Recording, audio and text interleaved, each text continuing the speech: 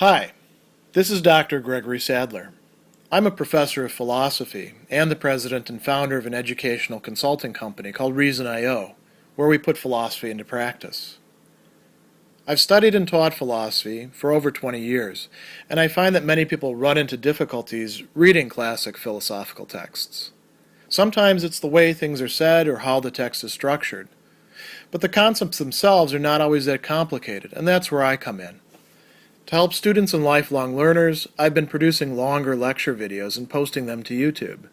Many viewers say they find them useful. What you're currently watching is part of a new series of shorter videos, each of them focused on one core concept from an important philosophical text. I hope you find it useful as well. One of the first main topics that Michel de Montaigne is going to discuss in his essay to philosophize is to learn how to die is the interconnection between virtue and pleasure rightly understood, and he's trying to combat some errors that he thinks have crept in both in ancient philosophy and in the philosophy and the morals of his own time, where people dissociate virtue from pleasure. And he's going to first approach this by saying that all the labor of reason, all of reason's activity, must be to make us live well, bien vivre, right? And to be at our ease, to have leisure that's actual leisure, to be comfortable. He's going to talk about tranquility a bit later as a sort of example of this. And he says that all the opinions of the world reach the same point. Now, that's a little bit of a stretch. What is going to come next? That pleasure is our target or our goal, our but in French, right? The thing that we're actually striving for and aiming at. In part because he's already said, well, some philosophers are going to get this wrong. So he says, even though they may get there by different means, otherwise we would throw them out immediately. Why? Because who would listen to anyone whose goal was to achieve for us the opposite of pleasure, pain, and suffering, mésèse. And it's interesting here because what we're translating as suffering is sort of like bad ease, right? So if philosophers are telling us, you really ought to be miserable, well, then they're not very good philosophers at all, and we shouldn't pay attention to them. And he says, in this case, the disagreements between the schools of philosophy are actually a matter of words. More stubbornness and prickliness are there than is appropriate for so dedicated a vocation. But then no matter what role a man may assume, he always plays his own part within it. So he's acknowledging that there are some philosophers who are getting this wrong. And he's going to diagnose those views in just a bit.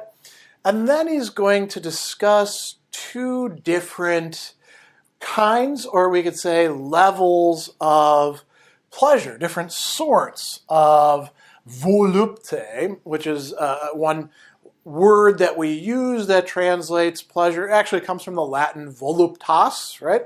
And volupté is sort of a French cognate of that. So he goes on and he says, even in virtue, our ultimate aim, no matter what they say, is pleasure. Now, why would that be the case? Well, because there is a kind of pleasure that is actually quite good for us, that fulfills our nature.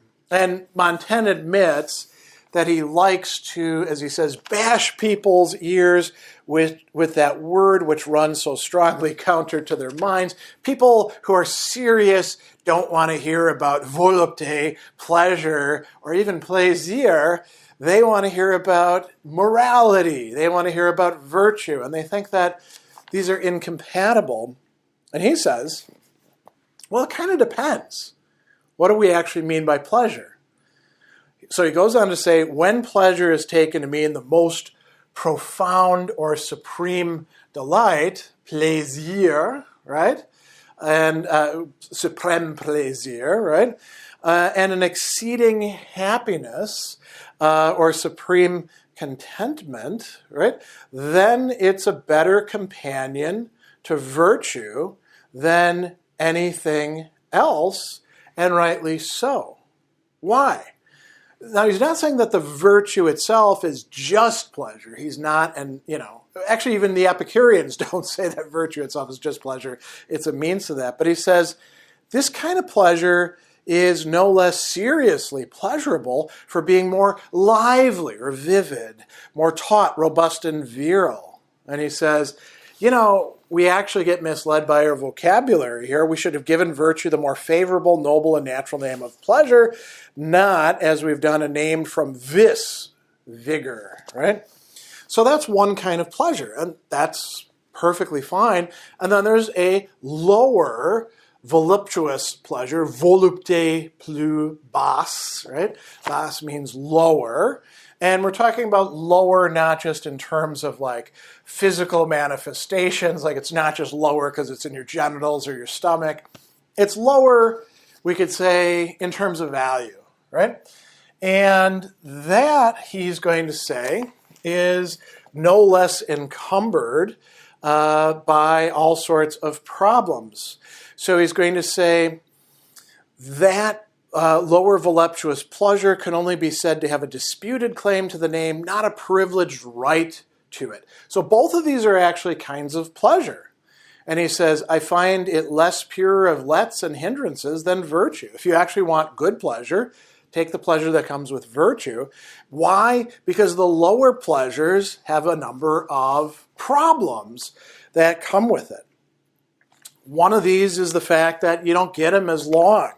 So he says, apart from having a savor which is fleeting, fluid, and perishable, and then he's going to go on and talk about what else. But let's pause on that for a moment. So the pleasure of eating a tasty meal, that's there while you're eating it. Maybe there's an aftertaste. Maybe you're full for a while. Is that the same pleasure as that of living a good life? No. Right? It's going away within a matter of hours. And then he says, it has, meaning this lower pleasure, it's vigils, fasts, and travails, it's blood and it's sweat. So you got to make sacrifices, right? So let's take another kind of pleasure. If you want to sleep with somebody who's sexually attractive to you and enjoy the pleasures of the bed, well, then perhaps you have to make some vigils. You have to stay awake for a while, right? You have to make fasts. You have to go without some things. You have travails or difficulties. You have blood and sweat, particularly if you're not supposed to be sleeping with that person. Maybe you're going to be experiencing some displeasure. So the pleasures are not unmixed. And then he goes on and says, it also has its own peculiar sufferings, which are sharp in so many different ways and accompanied by a satiety of such weight, it amounts to repentance, right? And repentance is feeling bad about what you're doing. So, you pursue an illicit sexual affair, you eat like a glutton, we could go on and on and on. You indulge the pleasure of curiosity, looking through the keyhole, then you feel bad afterwards. And it may, in fact, even involve some pains or displeasures. So different types of pleasure. And he goes on and talks about virtue here. And he says something really interesting. So he tells us, because we reckon or assess that obstacles serve as a spur to that pleasure, so they help us to try to have that pleasure, and a seasoning to its sweetness, right? It adds something to it. So seasoning to its sweetness, think in terms of what we add to sweet things to make them even tastier. We add something bitter. We add something austere that makes you pucker. We add something sour. We add something salty. Prime example of this that we can relate to today. Look at how popular salted caramel chocolate bonbons are. Why would you want to salt it? Well, because the salt adds a certain kind of savor to that sweetness. So the obstacles to virtue, the things we have to overcome, that's what makes that virtue more enjoyable. And he says, the grounds for this is that in nature, contraries are enhanced by contraries, and people go wrong in thinking about how we should understand pleasure.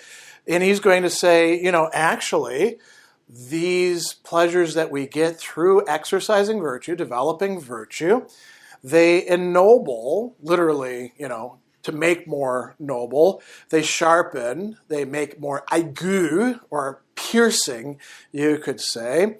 And they enhance that holy or divine, perfect pleasure which virtue procures for us. So not only do we need to engage in virtue, develop virtue so that we can have the pleasure of having virtue, we also need virtue to be active. And if it is, that's actually more pleasurable. Then he's going to talk about some mistakes that people make in their reasoning about this. So he says that people are wrong when they say when we turn to virtue that identical obstacles and difficulties overwhelm her, making her austere and inaccessible. A man is quite unworthy of an acquaintance with virtue who weighs her fruit against the price she exacts. And so weighing is contrepoise here, to counterbalance, literally. So putting into the scales. If you're thinking about virtue in terms of its price, what it's demanding of you, and you're saying, well, this is good because I'm going to get this experience later, that's not actually the right way to think about it. And he also talks about people who teach us that the questing after virtue is rugged, scabreuse, and wearisome, laborieuse, right? That they are wrong about that because it's delightful to possess virtue, right? So they think that it lacks delight.